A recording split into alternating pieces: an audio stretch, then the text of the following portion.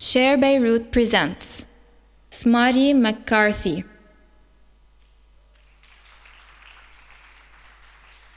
Right. Hi.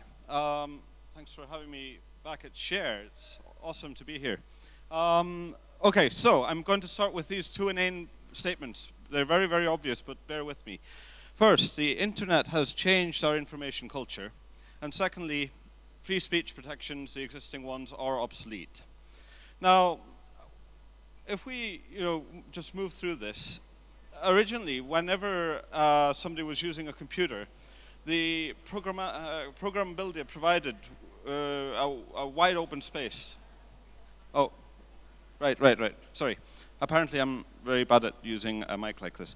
Okay, originally, whenever somebody was using a computer, the programmability that was provided allowed people, lots of flexibility, and the only limit to what a program could do was determined by the complexity class of the device.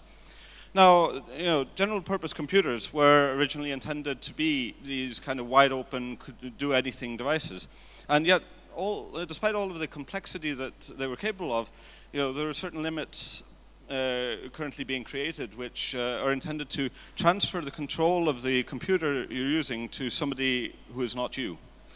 So, guys like Steve Jobs, he was never really that much of a computer person. His focus was always on design and usability.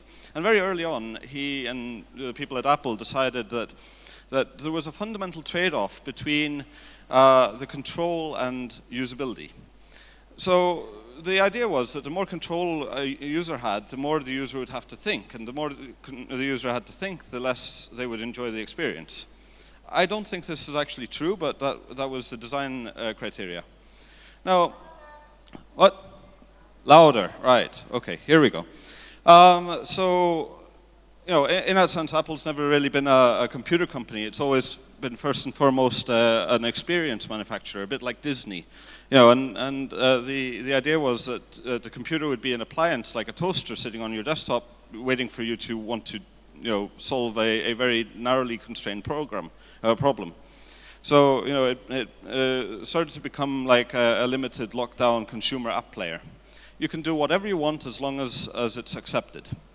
And, well, so generally speaking, what this is just a demonstration of is that our increased reliance on centralized systems is becoming a major liability because it's reducing our ability to do what we want. And, generally speaking, we just have to take back our devices and take the systems, take control. So let's talk about destruction and creative destruction, doing things in a destructive way that'll build something new. This is something that we've slowly been figuring out over the last couple of years, and originally the term comes from this guy Schumpeter, who used it in a very economic sense. But actually, the economy of money is less interesting in this setting than the economy of ideas. So all of the political uprisings that we've seen have a very close connection with everything we've been seeing in terms of information flows in the internet and in society as a whole. We've been seeing through the internet globalization of goods, services, labor, and capital, to use the kind of European construction of that. And the internet basically is providing us the ability to be entirely centralized and be on a network where everybody is equal. But to be fair, the internet is becoming increasingly plutocratic. It's becoming controlled by fewer and fewer people with fewer and fewer services, and everybody is always using the same services again and again. These are the top 10 websites in the world. You might recognize that almost nothing that you don't use on a daily basis is on there. So we look at Facebook. Facebook has, had back in 2010 about 500 million users. Now it's about 800 million, but 500 million users, that's about 7% of humanity, right? It's more than the largest 50 cities in the world put together. And this offers certain opportunities that people didn't have before. I mean, yes, okay, it's centralized, it's terrible, but well, it allows people to do certain things which weren't possible before. And states, governments, they don't really like that. They want to control this because they're very, very afraid of this kind of thing happening. This is not the kind of thing that states want, typically. And increasingly, we're coming to the understanding that controlling the internet is the same as controlling real life. So, we kind of say, okay, yes, let's do something about it. Let's make sure that everybody, who wants to can use Tor and encryption and do all sorts of hacktivist things. But and we say, oh, we don't care about these things. We've got Anonymous and such to take care of us. But in reality, these things are happening, and regardless of how flippant we are about them, they are happening, and states are trying to gain more and more control, right? So, let's talk about how not to regain the control, how not to win this game. Does anybody know Ned Ludd? He didn't actually exist, but this guy was said to be the king of a movement called the Luddites. And they, about 2 centuries ago, were fighting a fight against the centralization of the manufacturing capacity of the time, specifically engines. The Luddites were worried that the engines, which were controlled by capitalists of the time, were removing from them the economic ability to actually participate in society. And to this end, eventually there were laws passed. They kept breaking machines, and it was decided that anybody who was caught destroying a machine would be punished by death, right? So the ownership of machines matters more than the lives of people. And eventually 17 people were hanged in England. But if we look at that debate again from a kind of more modern perspective, what we're saying is that you were basically fighting off, having a standoff between smart people who knew how to do technology the old-fashioned way, and good user interfaces which were becoming possible because people were becoming better at building machines, right? And does this sound familiar at all? This to me sounds very, very familiar because it's basically exactly the same thing that we're saying now. You have lots of smart people like you, trying to make sure that the internet works, trying to make sure that we can share information. But increasingly, the good user interfaces are winning out. The ability that we have to stand up to our governments is diminished by the fact that we keep using more centralized services. So, then you get guys like this who very insistently, persistently just carries on doing the old-fashioned way, and eventually they're going to die out. It's not very good. So, what are we going to do about it? Well, governments take their power from a regional monopoly on violence. This is kind of the traditional view on these things, and that also means a regional monopoly on tax extraction. And increasingly, this leads to infrastructural obligations. The fact that the governments are being made to build roads, build technology infrastructure, make sure that we can do things like get on the internet. Actually, most governments don't care if we can get on the internet. And that's kind of where we come to.